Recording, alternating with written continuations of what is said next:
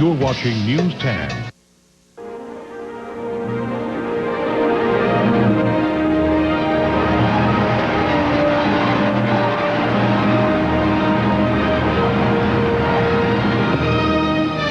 This is an ABC News special, The 2000 Vote.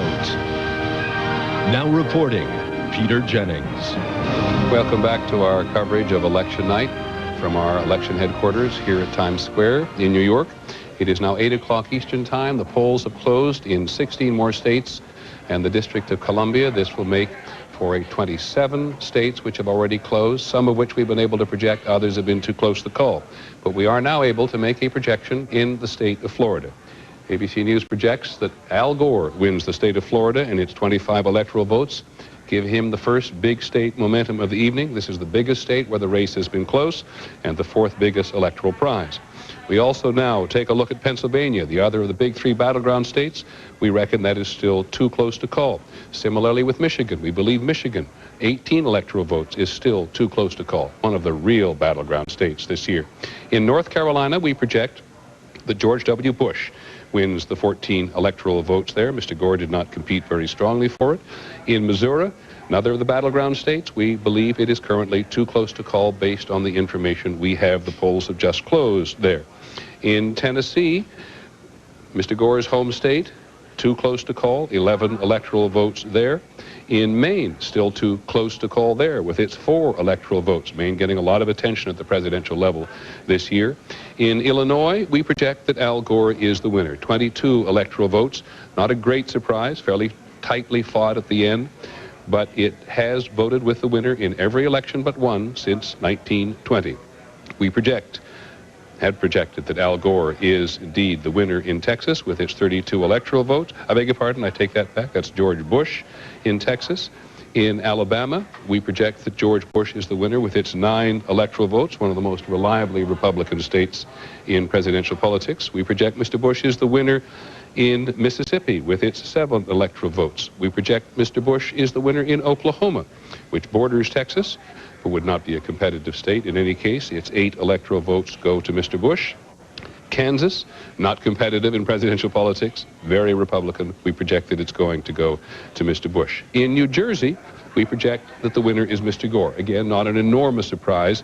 Mr. Bush made a last-minute stop on Saturday before the election, but it goes to Mr. Gore. We project that Mr. Gore is the winner in Massachusetts. Gave Mr. Clinton his biggest winning margin, very strong Democratic tradition in Massachusetts. And we project that Mr. Gore is the winner in Connecticut with the help of Mr. Joe Lieberman, his vice presidential candidate, and we project that Mr. Gore is the winner in Maryland. Now let's pause for just a few seconds now to let some stations join us as ABC 2000 continues.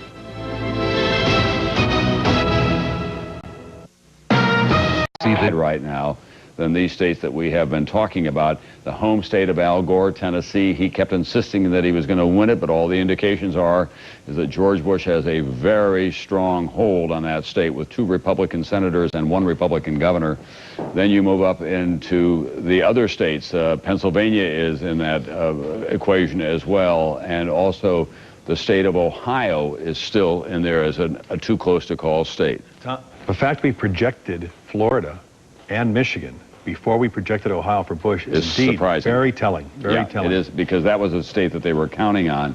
And also the tiny state of New Hampshire, where it all began, and a lot of people were counting on that state as well to be one more harbinger of what is likely to come before this long evening is out. Well, you've heard it from both Tom Ridge and from Bill Daley. You have to strap on your seatbelts, expect a long evening ahead. We've been saying that right along. Katie Couric is down at Rockefeller Plaza. Katie, you've been looking at these exit polls. They tell you what voters are thinking as they go to the polls today. Why don't you share some of that with us? Well, Tom, we're going to have more on that in just a few minutes. But first, you know, Missouri is one of those states that you have yet to call, or that NBC has yet to call. And there's a reason for that. NBC's Fred Francis is in the Show Me state. He's in St. Louis. Fred, what seems to be the problem? Why are they keeping the polls open later than anticipated? Well, there's been some real drama here, Katie, in the last 3 hours. The Democrats in St. Louis went to state court complaining that there were voter irregularities in largely Democratic precincts. They went into state court and they asked the state court to keep the polls open an extra 3 hours. While that was happening, lawyers for the GOP and Mr. Cheney and Mr. Bush went into federal court to block that move and lost. So as of about 5 minutes ago, the polls in the city of St. Louis are open another 3 hours. The significance, obviously, several extra thousand votes in a state that is in play, a state that is a toss-up, that no one knows which way to... 7 p.m. So there was no particularly legal issue in there. Now we're going to talk to our resident historian, Michael Beschloss, who's with us on all of these occasions. He's in Washington tonight.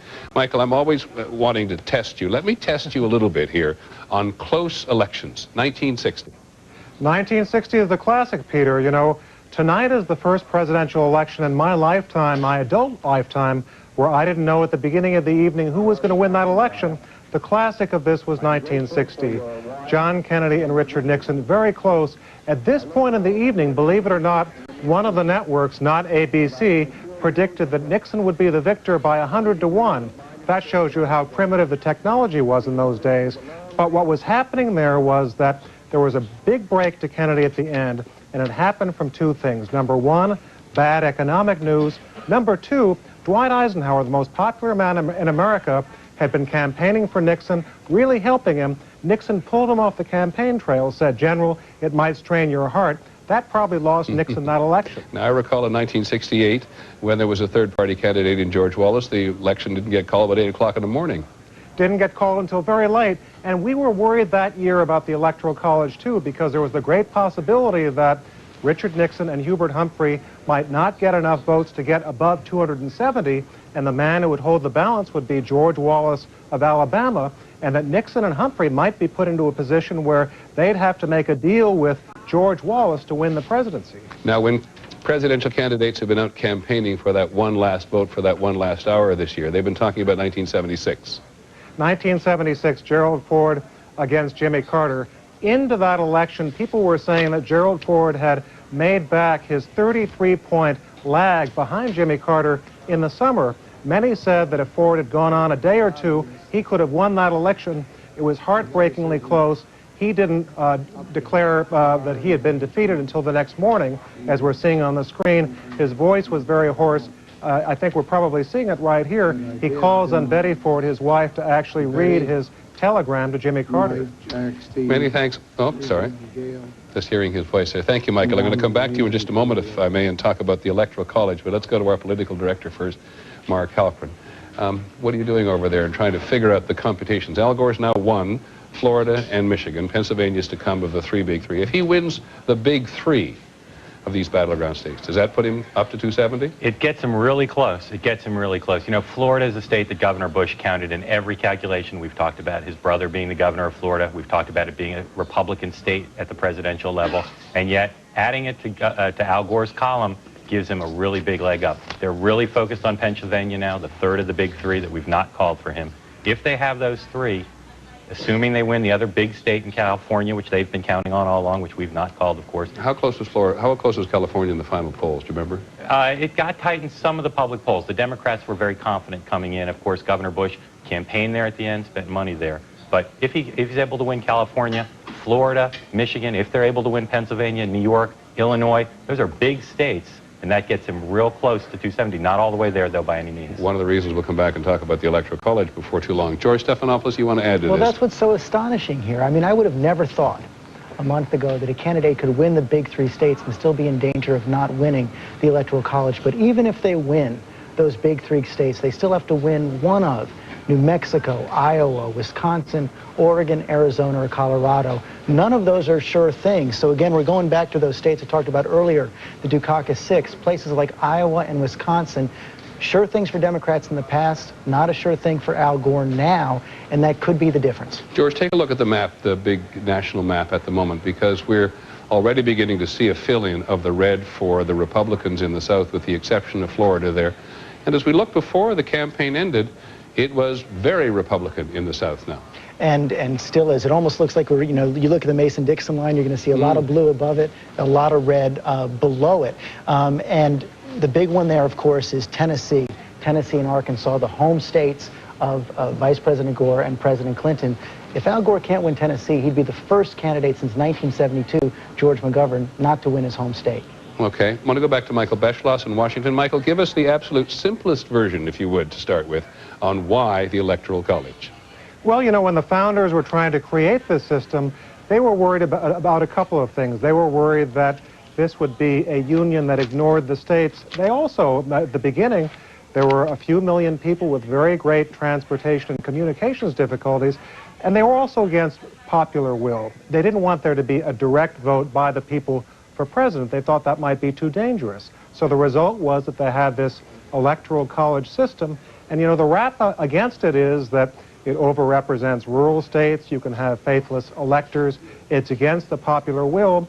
But you know, we're also seeing something tonight, and that is that it also compels a presidential candidate to pay attention to a state like Florida, to go down there, educate himself about local issues in a way that he probably would not if there was a case in which you had simply a popular vote. You use just one word that I think people are not always clear about, which is this word dangerous. In a couple of seconds, did the founders believe it was dangerous to give the vote to the common man, or the dangers that the common man wouldn't be fully informed about elections? They thought that both of those things were dangerous. They were very much for representative democracy. They wanted some kind of intermediary. That was the Electoral College. Okay, thanks, Michael. We'll be back to you before long. Take a look at our national map now. Mr. Bush has 130 electoral votes. Mr. Bush has 119, as George Stephanopoulos said. Look at the red there. Look at that blue in Florida. Mr. Bush, Mr. Gore has won in Florida. We're going to break for a few minutes to let ABC news stations all across the country get you up to date on your local news. I'm Peter Jennings. Thank you for joining us. We hope to stay with us.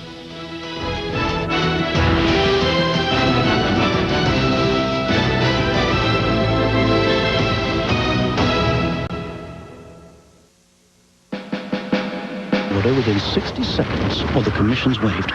Find out more at Daytech.com. Daytech Online, built to trade.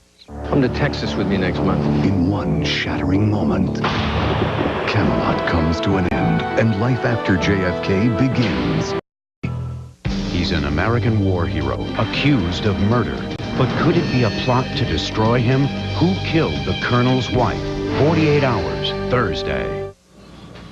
Back at CBS News, Election Accuracy Central. With 270 electoral votes needed to win, Bush has 121, Gore has 119. The electoral map looks this way. Red, those states have been carried by Bush. Blue, including Florida, Illinois, and Michigan, and New Jersey, been carried by Gore. The interesting thing at this moment, these states in white are states where the polls have closed, but we do not yet have decisions. The two big ones, Ohio and Pennsylvania. If Bush were to win one, never mind both of those, he would jump far out front again. However, while the polls have closed, we simply don't know how they're going to go. Same story in West Virginia. Missouri's 11 electoral votes are up for grabs.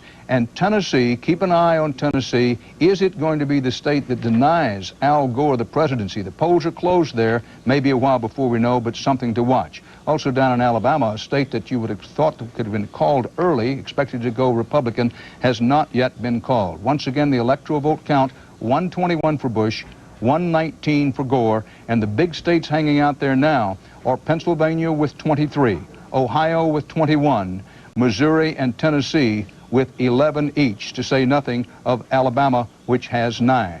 Dan Rather at CBS News Election Headquarters in New York. Stay with us. #1 website.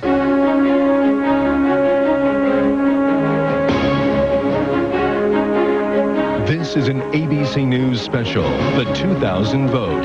Now reporting from New York, Peter Jennings. Welcome back to our Election 2000 coverage. We're waiting in one respect for one more shoe to drop, and I'll explain in just a moment, but it's 8:30, and the polls have now closed in one more state, and that state is Arkansas, and we believe that in Arkansas it is now still too close to call. Arkansas, the president's home state, Mr. Bush said just before the end of the campaign he was going to win it. Mr. Gore has tried hard. Mr. Clinton tried hard as well, but it is currently too close to call. So take a look at the map, because that's really is what it is all about, with 270 electoral votes needed to win. And you've heard us talk endlessly throughout the campaign about the big three of Florida and Michigan and Pennsylvania. Florida goes to Mr. Gore, Michigan goes to Mr. Gore, and Pennsylvania is too close to call. The rest of those red states, which are Governor Bush's states, projected by us at the moment, are states in which he was, for the most part, expected to win. There's been no great surprise in any of those. Pennsylvania, West Virginia, Ohio, Missouri, Arkansas, Tennessee, and Maine, up there in the northeast corner, are still too close to call, but Maine and Arkansas and Missouri, of course, and Wisconsin, which we haven't called yet, all factor very importantly into trying to put a combination of these 270 electoral votes together. And while Mr. Gore has won in Florida and in Michigan now, and got a big boost up to 119 electoral votes as of now, he very, very much needs Pennsylvania. I want to go first to Lynn Scherr, because I think, Lynn, by looking at the exit polls, you can tell us why Pennsylvania is proving such a struggle. We certainly can, Peter, and the way we're going to do it is by showing you what Mr. Gore's strengths are and what Mr. Bush's strengths are, and that will make you understand why this one is absolutely too close to call. Let's first take a look at the numbers for Al Gore.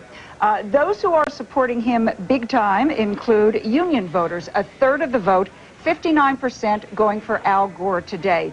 Another very important group, those who say Social Security is their most important issue, 66% for Al Gore. Finally, those over 65 years old, about a quarter of the voting population in Pennsylvania today, 58% going for Al Gore. Okay, those are big numbers, but now let's take a look at the numbers for George Bush, because they're equally big on his side. First of all, white Protestants, they make up about half of the voting population in Pennsylvania today, 64% for George W. Bush. Those who say taxes is an important issue, a huge number voting for George Bush today. And finally, those who live in the suburbs, this is a group everyone's been fighting for. This is the volatile, the new group, and the Republicans and the Democrats going for them, 52% going for George Bush. So you see, these two sets of numbers really balance each other, Peter. I don't know who's going to come out ahead.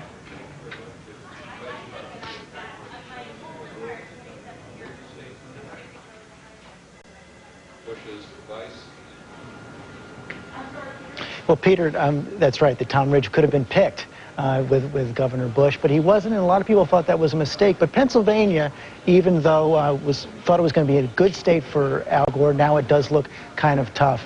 And Peter, James Carville used to, sorry about that.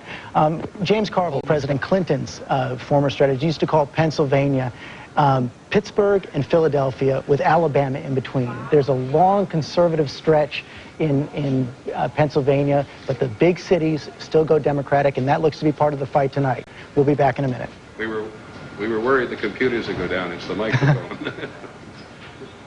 We'll be back in 1 minute. Take the ABC News American Election Challenge. Which state elected the first woman United States Senator? Virginia, Alaska, California, Arkansas. In a moment, the answer. This ABC News special is being brought to you by Merrill Lynch. My great-great-grandmother, Elizabeth Cady Stanton, believed that the vote was the tool by which all of the rights are gained. She's provided the shoulders on which women could stand higher. And I think that's a great legacy.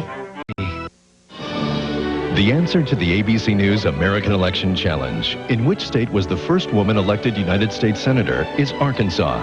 Hattie Caraway was elected in 1932. She was from Jonesboro, Arkansas. Once again, Peter Jennings. But tonight, the presidential election in Arkansas is still too close to call. My mic indeed did go dead. Thank you, George. 7 or 8 people willing to do that job right at that moment. Before we go to Cokie Roberts, I want to talk to Dean Reynolds, who's down in Nashville, Tennessee, or rather in Austin, Texas, because Dean, before tonight, the Bush people were very confident. How confident were they about Florida and about Michigan? Well, they were confident in that they told us they were going to win them. But I thought that over the last few weeks, they realized that Florida was not going to go their way. And Michigan, they thought that they could win, but they also knew it was going to be a fight. Now, they are telling us this evening that, well, we don't need Michigan and we don't need Florida, that we have all sorts of calculations to achieve the 270 votes. But it must be galling, Peter, for them to have invested so much time in both states, to say nothing of the fact that the governor's brother, Jeb, is the governor of Florida, and they still lost them. Well, the Governor Bush spent, what, 18 days in Michigan, 17 days in Florida. Do they really believe in the final analysis that Jeb Bush was going to make the difference? In many states, the governor didn't get as much credit as perhaps he got in the public. Well, all along, Florida was one of the key pieces to their electoral puzzle. I mean, this is a shocking defeat for them in Florida tonight. There's no question about it. And in Michigan, again, John Engler was supposed to erect another firewall, and as happened in the Michigan primary, Governor Bush ran right into the firewall. And ran into John McCain. Thanks very much, Dean Reynolds, which takes me to Cokie Roberts. The McCain factor is the first time it's come up this evening. It is, but you know, an interesting thing, Peter, that happens in congressional races. John McCain has been in 70, that's 70 congressional districts in this campaign year, just working unbelievably hard for Republican congressional candidates. One of those districts was in Connecticut, working against the Democratic incumbent, Jim Maloney, for Mark Nielsen. It looks like Maloney is winning that district tonight because coattails are probably stronger than John McCain is. And Al Gore is winning Connecticut with Joe Lieberman, the senator from there. The two endangered Democrats in Connecticut are probably okay. Similarly in North Carolina, endangered Republican incumbents, but it's a state where George Bush, we've given the state to George Bush. Those Republican incumbents, Charlie Taylor seems to be winning there. But again, in that other North Carolina race, where the incumbent is doing all right, McCain made an ad for him. So John McCain's coattails might be something to look for in 2004, Peter. And thanks, Cokie. We'll try to get a handle on the Nader factor, too. There's been a lot of talk about the Nader factor in the West, in Washington and Oregon particularly, but he campaigned very vigorously in Michigan as well. Sam, you have a Senate call. Big call from the state of New Jersey. ABC News projects that John Corzine, the Democrat, has retained that seat for the Democrats. Frank Lautenberg was retiring. He's defeated Bob Franks. Corzine is the former CEO of Goldman Sachs. He poured over $52 million of his own money into this race. Franks made a big deal of this. Franks spent $4 million. And we know from our exit polls, Peter, this is very interesting, that there was concern over Corzine's spending, but the concern was equally divided. And in the end, people decided clearly by our exit polls that only 1/4 were very concerned and the rest voted for Corzine. Thank you, Sam. Which brings up another set of coattails. In this Senate race, George Stephanopoulos, Corzine tried to connect Bob Franks, congressman, to Newt Gingrich. We haven't heard Newt Gingrich's name before tonight. Played up and down in the election. Haven't heard too much about it on the national level, in part because George W. Bush did a very good job early in the campaign last summer in distancing himself from the Republican Congress. Mrs. Clinton tried it here a little bit, though, against Rick Lazio here in New York. So Newt Gingrich is starting to fade, I think, in part because of the leadership example George W. Bush set. Now, John McCain, and this and also for Mark Halperin, our political editor as well, but you first, George, the issue of campaign finance reform, big issue for McCain. Corzine, very big money in the campaign. People at the end of the campaign seem pretty cynical to me that campaign finance reform is still not going to be a telling issue. Is not going to happen, even though Al Gore has promised that the first bill he would bring up if elected is the McCain-Feingold bill. The question is, I think you were talking about the Nader factor earlier. Were any of his voters drawn by this issue of campaign finance? He had a very strong anti-corporate, anti-special interest message. That's one of the things we'll have to look for later. But if Al Gore were to win this election tonight, and it were close, wouldn't he be under tremendous pressure from all other Democrats not to go ahead with campaign finance reform? Well, I don't think he can get away without doing McCain-Feingold after making it his #1 promise. And, of course, he'll have the support of John McCain if he does. Our political director, Mark Halperin, John Corzine winning on money. There were other issues, but money, Bob Franks tried to make money the issue in the final days of the campaign. Campaign finance reform? You know, a lot of rich candidates have run and lost. Corzine had a big advantage, spent so much money in a state that's so expensive to run in. You know, George is right. Al Gore, if he won, would have to introduce this bill. Cite a colleague of ours, Ron Brownstein of the LA Times. People like the way the country's going to some extent. They don't like the way Washington works. John McCain ran on that, a big deal. I think Al Gore will say this is a way to clean up the way Washington works, and I think that has some appeal. It may be that I've missed it from Lynn Sherr, but I might ask Lynn Sherr to work for just a moment now on this question of the direction of the country. Fresh start, which George Bush has argued throughout the campaign, or you you know, these are great times. Why change horses in midstream, as Mr. Gore argued. We're going to be able to project now the state of Maine, way up there in the northeast. We project that Mr. Gore is the winner in Maine. Only 4 electoral vote. As we said, we thought Ralph Nader was a factor up there. We thought he'd work against Mr. Gore. One of the questions about Mr. Nader throughout the latter days of the campaign as to whether or not he could be convinced by a lot of his former supporters who'd asked him to stop making such an effort to take away votes from Mr. Gore. Mr. Nader resisted, but it has not made a particular difference in Maine. 92 and 96, Maine was Ross Perot's best state, so it's a little hard to tell at the moment what the independent vote up there has meant. Sam, on this issue of money, do you see anything as you walk around Washington? How much pressure is there within the political establishment for campaign finance reform, let alone it's been an issue on the stump? Peter, I've got to tell you, everybody says they're for it. Everybody says that we should do it. But when you talk to individual members, they sort of like, most of them, of course there are obviously exceptions, the present system. Mitch McConnell, the Republican who heads the Congressional Campaign Committee in the Senate, is a dedicated foe of it. Trent Lott is a dedicated foe of it. If the Republicans retain the Congress, my guess is that we'll talk about it some more. But we're not going to have a very major bill. Peter, because one thing is, if you take the money out of it, we're all for that. Who pays for the television time? Who pays for the expenses? How do you do it?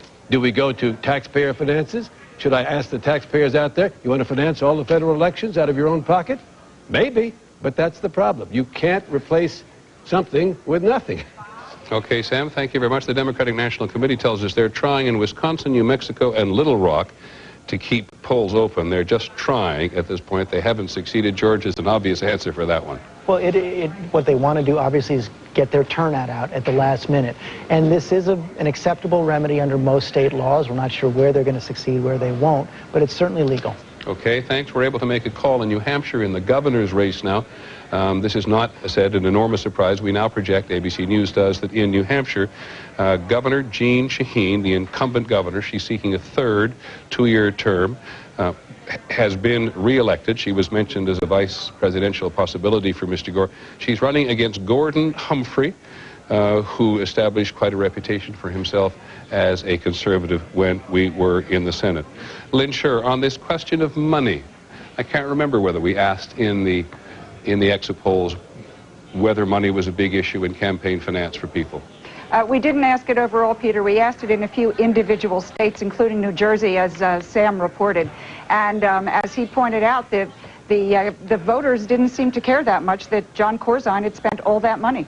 And Michelle Martin joins us from Washington, because, Michelle, we should not be surprised that people were motivated to give so much money with so much at stake in the election beyond the presidential race. Absolutely, Peter. If you want to know why this is such an expensive race, there are 2 main reasons. One is, of course, soft money. Those are the large, unlimited contributions that corporations and unions can give to the political parties directly. They're not allowed to give to the individual candidates, which are supposed to be used for party-building activities. But the second reason is expenditures by outside interest groups. Those are groups like the National Rifle Association, the National Abortion Rights Action League, and those groups started fundraising very early because they sensed that there was a lot at stake. Not only the presidential race, but control of Congress and arguably the Supreme Court. These groups were very motivated. And in fact, I talked to Kate Michelman earlier today, the head of the National Abortion Rights Action League, and she said that they started advertising in 1999 when they thought that George Bush would even be the front runner because they wanted to define him early. Many thanks, Michelle. It's also true the parties like to recruit people who will finance themselves. Jon Corzine in New Jersey, Maria Cantwell in Washington. We're not close to calling the races in Washington at all, but there's a very tight Senate race up in the state of Washington, and Maria Cantwell has very largely financed her own campaign. Take a look at the national map just